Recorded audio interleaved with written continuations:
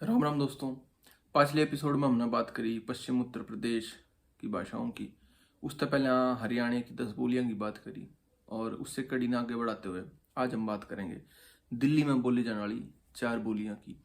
ये बोली कितने कितने वे हैं जो वेस्टर्न यूपी और हरियाणा में बोली जा हैं, ओवरलैप करे हैं और लोग दिल्ली की शनाख्त एक दूसरे तरीके से देखे हैं क्योंकि उसमें बहुत आयत में पहला मुसलमान जो ओल्ड दिल्ली का रीजन था पुराना शाहजहानाबाद, उसके बाद पंजाबियों का आगमन होया है पोस्ट पार्टीशन और फिर बिहारियों का सन 1980 सन 1990 के बाद।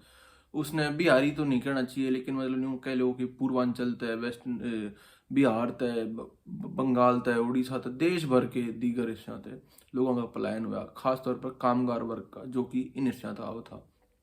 तो वे अपनी बोलियां न लेकर आए। लेकिन दिल्ली देहात की 4 मुख्य बोली हैं जो तुम ऊपर इमेज भी देख पा रहे होगे। पहली तो है देशवाड़ी या बांगरू जो हरियाणा के सोनीपत रोहतक जिले में बोली जा है। दूसरी अहिरवाटी जो हरियाणा के गुड़गांव रेवाड़ी साइड भी बोली जा है।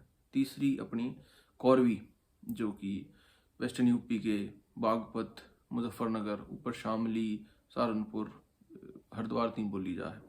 और जिस पर काफ़ी लोगों का ऑब्जेक्शन आया है गुजरी कि आप इसमें गुजरी मत कहो, गुजरी नाम की कोई लैंग्वेज नहीं है।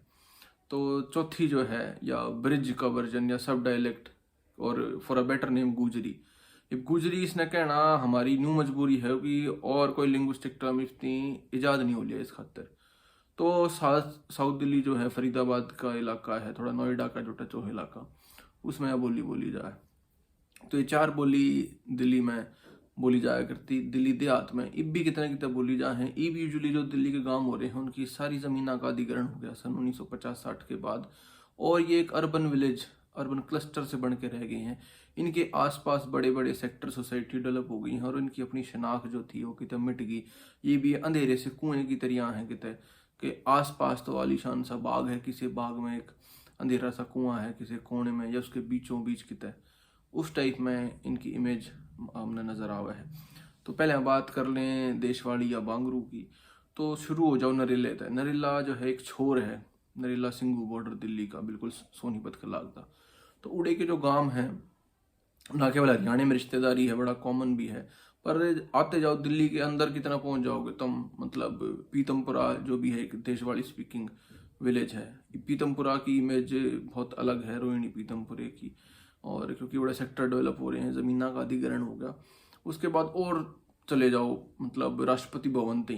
तो उड़े जब राष्ट्रपति भवन बनया सन 1911 में हरसाणा मालचा गांव उड़े उठाए गए। तो हरसाणा मालचा अपने आप देशवाड़ी या बांगरू स्पीकिंग विलेज थे। तो तुम देख सको हो कि दिल्ली का जो मॉडर्न स्वरूप है ये पूरा स्टेट का, उसमें मुगल काल सल्तनत पीरियड उसके बाद जो लेटर मुगल रहा ब्रिटिशर्स आए तो शाहजहानाबाद ने छोड़ के जो दहलवी या उर्दू का इस्तेमाल ज़्यादा था। उड़े भी ख़ास तौर का एक तबका रहा था। उसके अलावा जो बाकी दिल्ली थी उसमें काम में काम थे, उसका वो नेचर नहीं था जो आज है। और दूसरा कि पंजाबी माइग्रेशन था पहला 47 था पहला। तो 1911 में जब कैपिटल शिफ्ट हुई तो ये कैपिटल लुटेंस दिल्ली एक नई दिल्ली बनी। तो एक पुरानी दिल्ली थी एक नई दिल्ली थी। इसके अलावा जो दिल्ली का कंप्लीट एरिया था उसमें गांव में गांव थे, उनकी ज़मीन थी, अड़े खेती होया करती। बहुत लोग आती हैं विजुअलाइज करना बड़ा ही हार्ड है 50-60 साल पहले कि किसी गांव थे केत हार्ड है और वे दिल्ली ने सदा इससे स्वरूप में सोचते आए हैं कि इसे टाइप में होंगे अड़े, पर ऐसा नहीं था। और काफ़ी लोगों की भ्रांति है कि दिल्ली जो है किसी की नहीं है, ऐसा कदे नहीं रहा। दिल्ली आड़े के जो गामा के लोग हैं आड़े जो रहा करते आज भी रहे हैं। इब वे मकान मालिक हो रहे हैं, कोई उनके घर में आकर किराए पर रहे हैं, वे सेक्टर में शिफ्ट कर गए या थोड़े बहुत गामा में रह रहे हैं, ये उनकी खेती बंद होगी कुछ और उन्होंने काम धंधे अपना लिए, लेकिन यह ज़मीन या धरती दिल्ली की या उन्हीं की थी। और इसका हरियाणा वेस्टर्न यूपी तो बहुत तगड़ा ताल्लुक है दिल्ली शहर का, क्योंकि दिल्ली अपने आप में बहुत एक सिकुड़ी और सी सिमटी सी जगह थी। शाहजहानाबाद और नई दिल्ली 47 तक पहला। उसके बाद जब माइग्रेशन हो है, इंडिया का पार्टीशन हो है, तो वेस्ट पंजाब तक माइग्रेशन हो है पंजाबियों का सिखा का, तो उन्हें हम आड़ा बसावे हैं Lajpat Nagar, Kingsway camp, GTB नगर, पंजाबी बाग, राजौरी गार्डन, पश्चिम बिहार। तो जो इनर रिंग रोड है दिल्ली का उसके अंदर पहले बहुत सारे इसी रिफ्यूजी कैंप बनाए, फिर उनकी कॉलोनी काटी गई। तो ये एरिया उन आबाद करे आके, ये गामा की जमीन ली गई उन पे ये बनाए गए। हाँ, मुस्लिम्स जो थे वे भी गए आड़े थे, पर वो उनका कंसंट्रेशन एक खास इलाके में था। वो छितरे उड़ना थे गांव, दिल्ली के गांव में थोड़े बहुत रहते होंगे, पर वे मेजोरिटी में ना थे। एक स्पेसिफिक एरिया था दिल्ली में जितने मेजोरिटी में थे। तो उसके बाद हम फिर दोबारा डेवलपमेंट फेज जो डीडीए ने चलाए, उसके बाद हम देखा है 90s 80 90s के बाद कि फिर और अलग टाइप की माइग्रेशन होने लगी कामगार वर्ग की, क्योंकि फिर दिल्ली का स्वरूप चेंज हुआ है।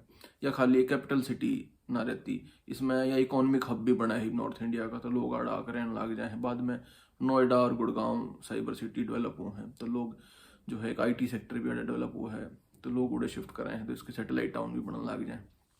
तो एक बात तो हमने कर ली देशवाड़ी की। दूसरा कॉरवी है। अब कॉरवी अगर तुम देखोगे मैप में तो काफ़ी तले तई है दिल्ली में, बहुत कॉरवी स्पीकिंग गांव है। तो जमुना पार का जिसने हम कहा है बेल्ट, वह काफ़ी हद तक कॉरवी या खड़ी बोली स्पीकिंग गांव मुड़े थे। फिर अहीरवाटी, तो जो नजफगढ़ तक तड़े तड़े का एरिया है जो गुड़गांव में का लागता, तो यो टच उनका दिल्ली में आ जाए है।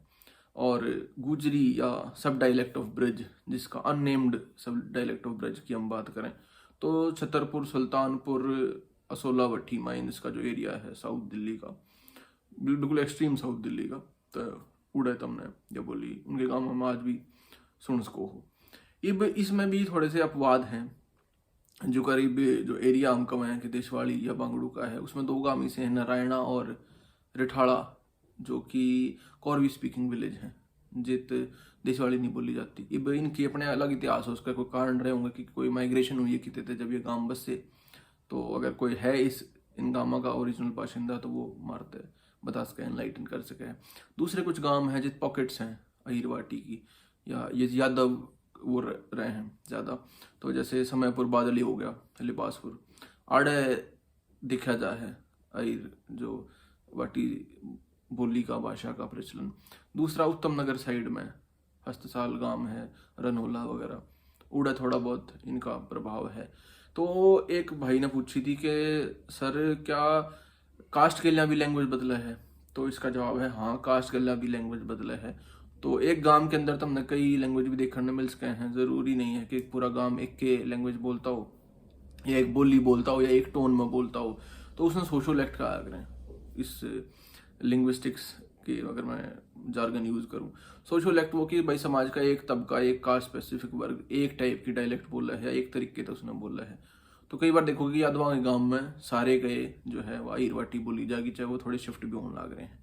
हाँ, जाटाएं गांव होंगे चाहे पहाड़ में भी हैं, ये वो एक्सेंट में तो फर्क आ जाए उनकी बोलन में, पर उड़े जाते जाते वह देशवाड़ी का कल्चर या बांगड़ू का कल्चर उड़े रहे है, उनकी बोली में भी दिख है।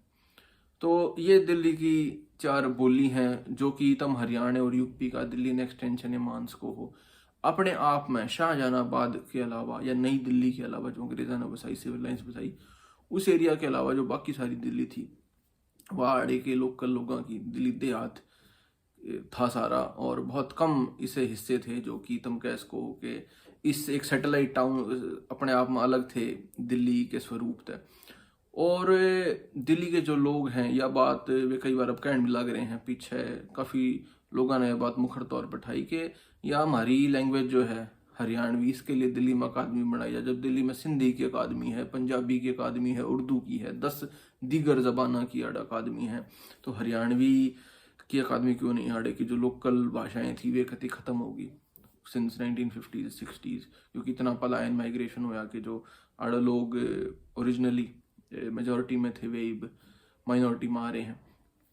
तो उसके ना भी थोड़ा ध्यान देने की ज़रूरत है। एक एकेडमी शायद बनाई भी है पर वह फंक्शनल नहीं है हरियाणवी की दिल्ली सरकार ने।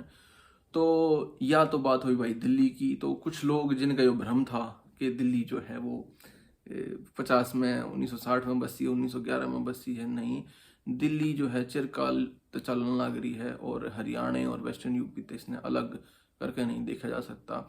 जब बेतम ने डीटीसी के कंडक्टर जो हैं वाड़े के पुलिस वाले हैं, बाकी वाड़े के मास्टर हैं, चौकीदार हैं, बेलदार हैं, जो कामगार सारा वर्ग जो इन गाँव तो उठ आया है, हरियाणा यूपी के जो छोटे गांव थे उसमें का पलायन करके आया है दिल्ली में, तो तुमने उनकी बोली में वो साफ झलका है कि ये कित के लोग हैं।